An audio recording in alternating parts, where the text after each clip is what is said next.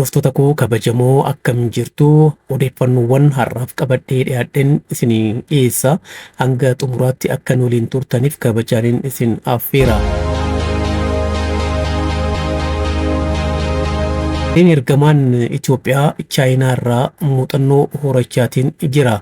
Akkatuma kanaan gariin ergamaan mootummaa Itoophiyaa itti aanaa pirezidaantii fi hoogganaa waajjira paartii badhaadhinaa obbo Adam Faraahiin hoogganamu Chaayinaatti dhaabbilee garaagaraa magaalaa Shaangaay jiran daawwateera. Gariin ergamaan pirezidaantiin mootummaa naannoo Oromiyaa obbo Shimallis Abdiisaa keessatti argaman kun weertuu teekinooloojii Huwaawee Instituutii AI Artificial Intelligence karoora magaalaa Shaangaay akkasumas immoo piroojeektii balfa goggogaa faayidaarra oolchuuf gargaaru daawwateera. Daawwannaan kun hojiirra oolma piroojeektoota misooma magaalaa Shaangaay irraa muuxannoo horachuudhaaf kan gargaaru akka ta'e odeeffannoon imbaasii Itoophiyaa Chaayinaa jirurraa argame mul'iseera. Gariin ergamaan kun turtii tibbana Chaayinaatti taasisaa jiruun hojiiwwan misooma jallisii Chaayinaas daawwataa akka ture ni beekama. Seeraan akka gaafatamanii fi biyyaa akka ari'aman taasifameera. Lammiiwwan biyyaalee alaa yoo ta'an isaan keessaa 100 ol albuuda Itoophiyaa saamuudhaaf daldala albuudaa seeraan alaa irratti hirmaataa turan jedhameera. Akka ministeera deetaan ministeera albuudaa obbo Miliyoon Maatiyos jedhanitti lammiiwwan biyya alaa 100 ol naannessa albuudaa seeraan alaa irratti hirmaatan irratti tarkaanfiin adda addaa fudhatameera. Akkuma kanaan namoonni dhuunfaa kanneen seeraan akka gaafatamanii fi dirqamaan Itoophiyaa keessaa akka ba'an taasifameera. Obbo Miliyoon Maatiyos dhaabbata pireesii Itoophiyaatti akka himanitti lammiiwwan Chaayinaa biyyaalee Afrikaa fi ardiilee biroorraa dhufan 100 kan caalan naannessi albuuda seeraan alaa irratti bobba'an qorachuudhaan rakkoon akka hir'atuuf carraaqqiin taasifameera. Mootummaan Itoophiyaa dhimma marii Daaree Salaam irratti dubbateera. Mariin nagaa marsaa lammaffaa shanee garee hidhataa waraana bilisummaa Oromoo ofiin jedhu waliin gaggeeffamaa akka jiru mootummaan Itoophiyaa yeroo jalqabaatiif ifoomseera. Mariin nageenyaa kun gaggeeffamaa akka jiru oduu himaan ministeera dhimma alaa Ambaasaadar Mallas Alam ibsaa kennaniin mirkaneessaniiru. Guyyoota muraasa darban keessa mootummaan Itoophiyaa fi waraanni bilisummaa Oromoo waboon marii nageenyaa Taanzaaniyaa Daaree Salaam irratti taa'aa akka turan maddeen dippiloomaasii himaa turaniiru.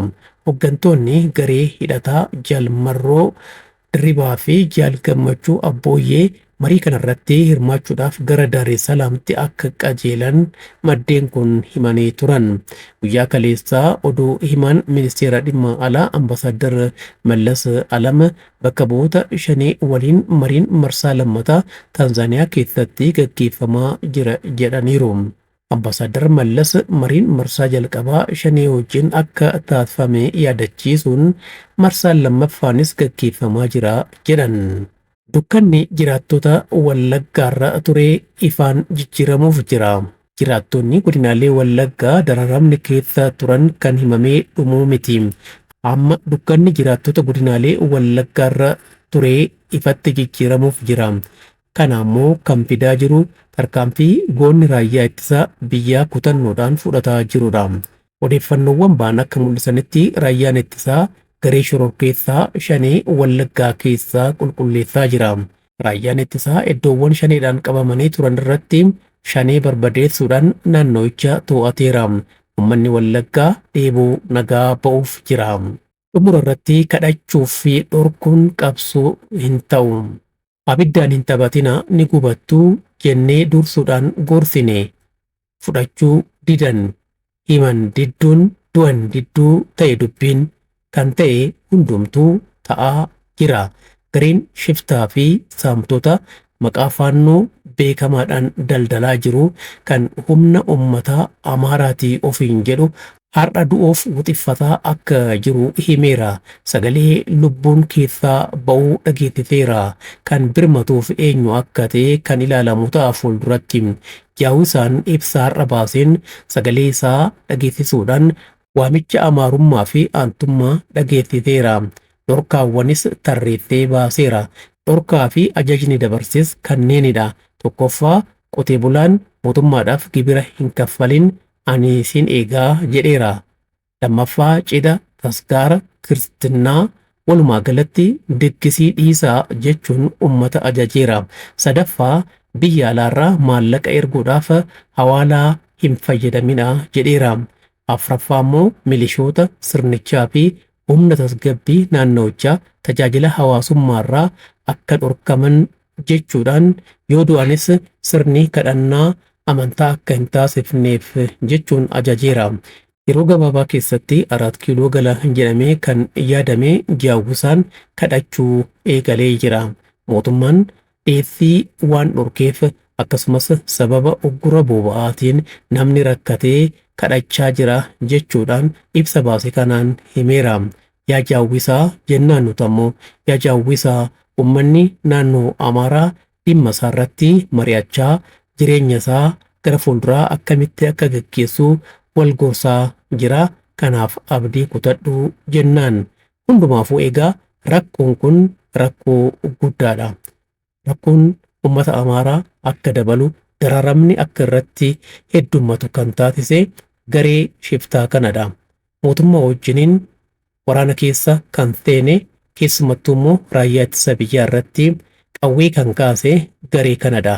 Tarkaanfii raayyaan ittisa biyyaa fudhateen gareen kun hammam akka ga'uu fi humna akka hin qabne beekameera.